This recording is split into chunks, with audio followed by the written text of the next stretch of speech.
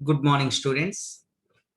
Once again, welcome back to the course of software testing methodologies. Today in this lecture, let us discuss about the different anomalies in data flow testing and how we are going to detect these anomalies. And let us discuss about the data flow model.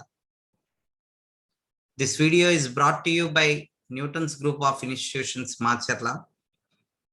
This is Arvind Egireddy from the Department of Computer Science and Engineering. So we know that data flow testing, which is a strategy what we are going to use in software testing, and this is mainly focusing on the data variables and their values. And we also know that we are going to use the data flow testing to detect the bugs, that is to detect the anomalies that occur while reading the data or using the data, or by reading the variables or using the variables. As we know that variables and data, they are very important in software engineering. So they are also very useful in while software development. So here we have to identify what are the different anomalies or the bugs that we can come across while using these variables. So here, what is an anomaly? So how can we detect these anomalies and what are the different types of data flow anomalies? So let us see that. So here, an anomaly, which is a term that leads to inconsistency in the data flow analysis. So the data flow, which is being referred to as reading the variables, and data flow anomalies, which are referred to as reading the variables without having any idea whether that the value what we are using or the variable what we are using is in use or not. So here, during the data flow analysis, every variable what we try to refer is being inspected. So here, there are different variables in the data flow analysis. They are defined, represented by D, referenced, represented by R, undefined, represented by U. So what is meant by defined? When we assign any value to a variable, then we call it as an defined. Or when we try to read the variable or when we try to use that particular variable, then it is called referenced, R. And the variable that has no defined value, so which is undefined, represented by U. So depending on these variables, there are three different data flow anomalies. They are UR anomalies, DU anomalies, and DD anomalies. Now let us see what is this UR anomaly. So during the data flow analysis, if the undefined value of the variable, that is which is U, which is tried to be read. So if you are trying to read it, then it is known as UR anomaly. So during the analysis, if an undefined value, if you are trying to use, then it is known as UR anomaly. Then what is a DU anomaly? So a defined variable, DU, a defined variable, which becomes invalid or undefined. D means defined, U means undefined. So here a defined variable which becomes invalid or undefined variable when the variable is not used within a particular time. That is, maybe its scope is out, or we are out of function, or we may declare the variable locally and we are trying to use it outside its scope. So such times we will be finding this DU anomaly. And the third type of anomaly is DD anomaly. So this particular anomaly that occurs when the variables accept the values at the second assignment. So DD. So we are redefining or reassigning the value. Now here what happens? The first assignment value which has not been used. So if the first assignment value has been not used, but we are redefining it, we are again defining it, then we get DD anomaly. So for this, let us take one situation. Suppose somewhere in my program, I have used A is equal to 7. So I have assigned the 7 value to A. And without using this value A anywhere in the program, if I am going to assign 11 value to the A, then it accepts that 11. And what is the value when I try to print the value or when I try to use the value? The A value will be 11. So 7 is being lost. So without, we have defined it, but we have never used it. That 7 value, what we have assigned to A at the first time. So this is what is called as an DD anomaly. So for example, let us consider a simple C++ example. So here, this example which shows the exchange of values between the variables A and B with the help of another variable get. So if the value of the variable is greater than the value of the variable B, then using this function, we are trying to exchange the values of A and B. So that is the concept behind this particular example. So we are exchanging if A value is greater than B. So here we have to find out the anomalies, bugs, whether this particular program or this particular source code has got any bug in C++ or not. Of course, we have all the 3 types of bugs what we discussed here in this particular program.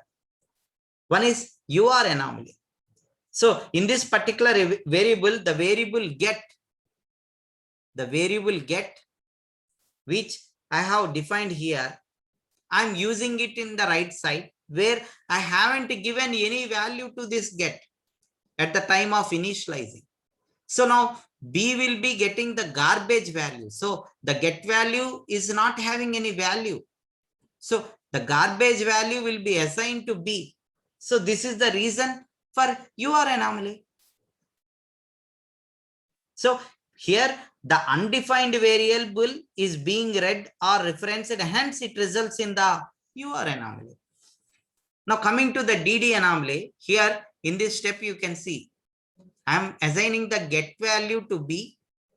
Immediately I am assigning the A value to B. So there is no meaning in writing this particular statement or writing this particular expression. So here the first assignment value which becomes invalid or unused, and the second assignment value is being taken or been used. So the unused variable B of the first assignment results into an DD anomaly. Now coming to the DU anomaly, if you can see here, I am assigning the value of A to get. So here the variable get has a defined value in the last assignment statement. And this defined variable cannot be used anywhere in the function because only those variables are valid which are inside the function, because it is a local variable. So the unused variable which is going to result into an DD anomaly. So now let us see what is called as an data flow model.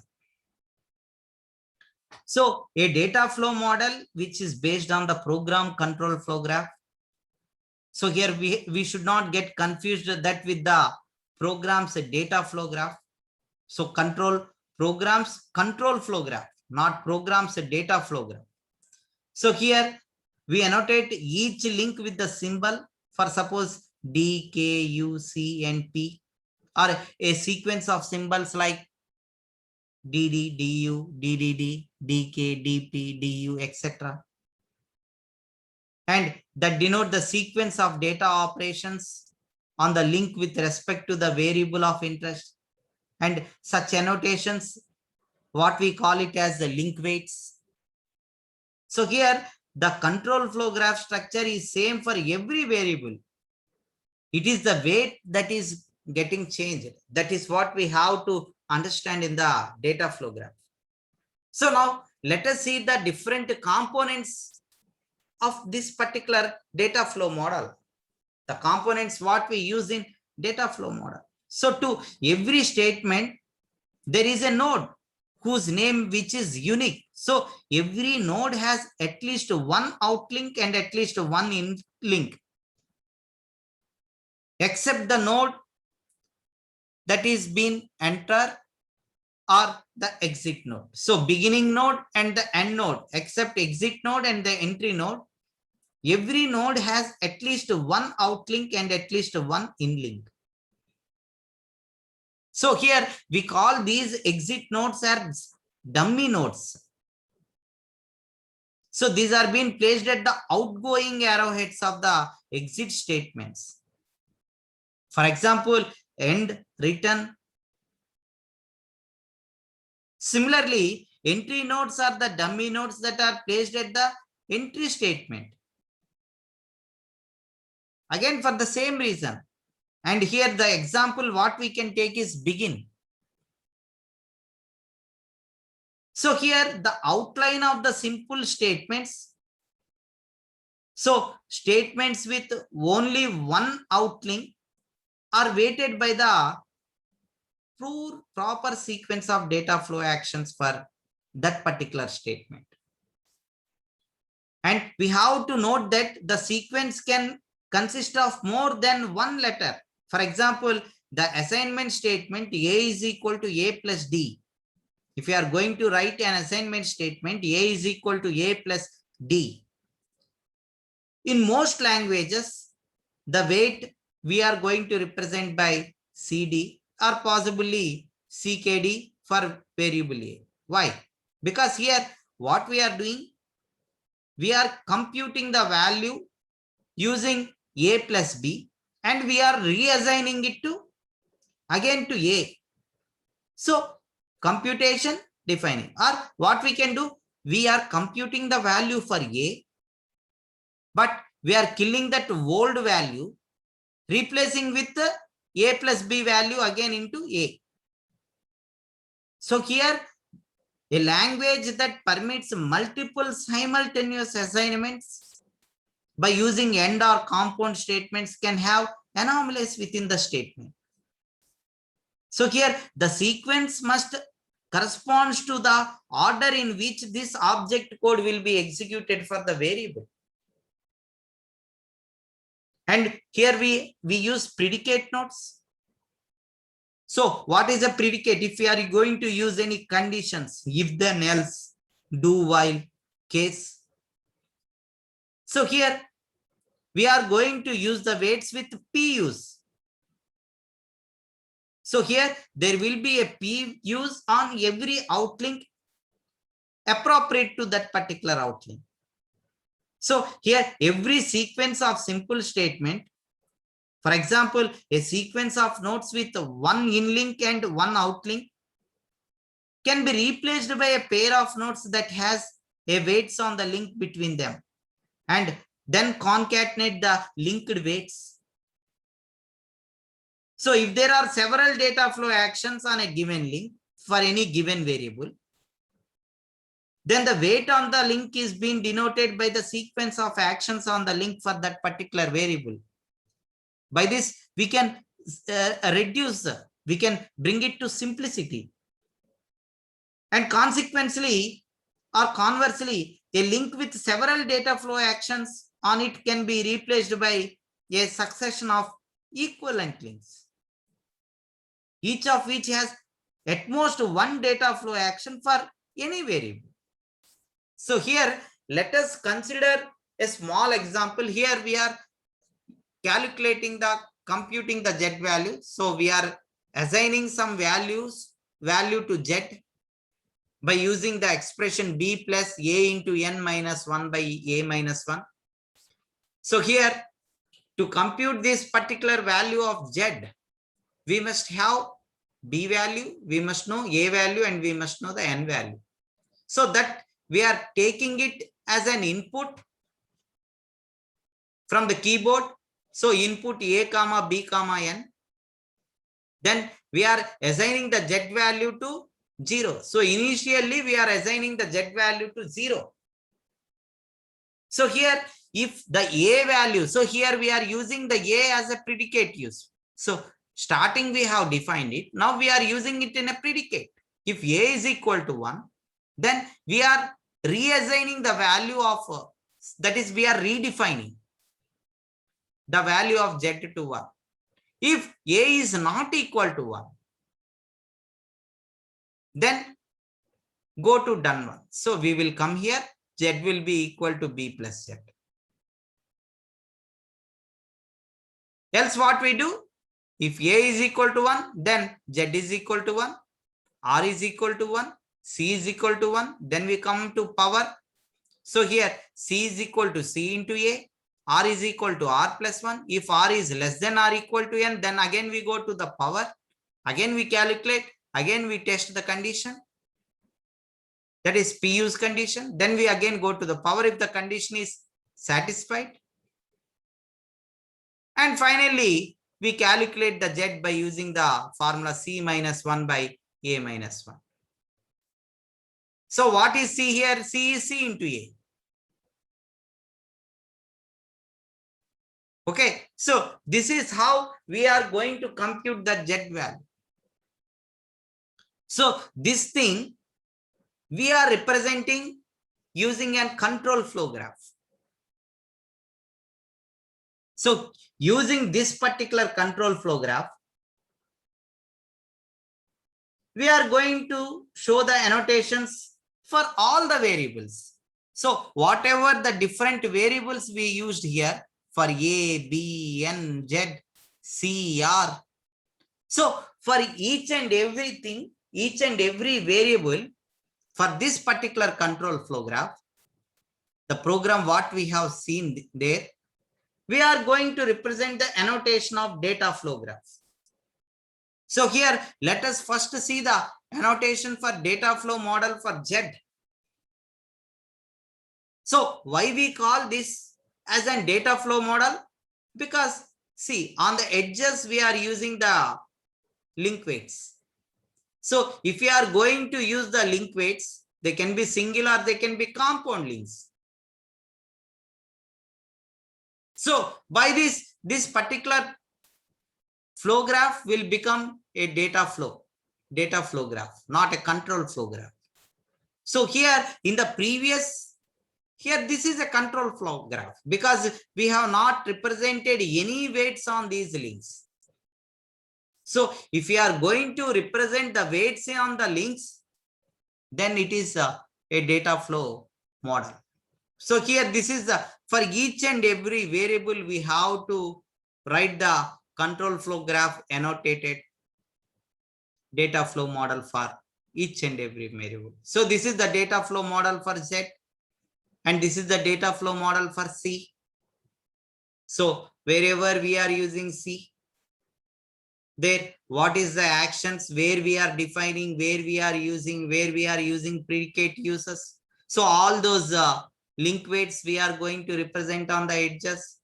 And if at all, if we are using any predicates, we will be representing it. So here P1, this is the first predicate, first condition, and this is the second condition where we are using. Okay, so this is a data flow model for C. This is the data flow model for R. And this is the data flow model for B. And this is the data flow model for N. Okay, so for each and every model, data flow model for A. So for each and every variable, what we are using in the program, for that we have to represent a data flow model. So here, a data flow model, we have to represent for each and every variable, and single data flow model for multiple variables, or we can use weights subscripted with the variables. Okay, so I hope you understood what is a data flow model. So that's all for now. I hope if you like this video, please subscribe to my channel and Press the bell icon for the more videos. Thank you.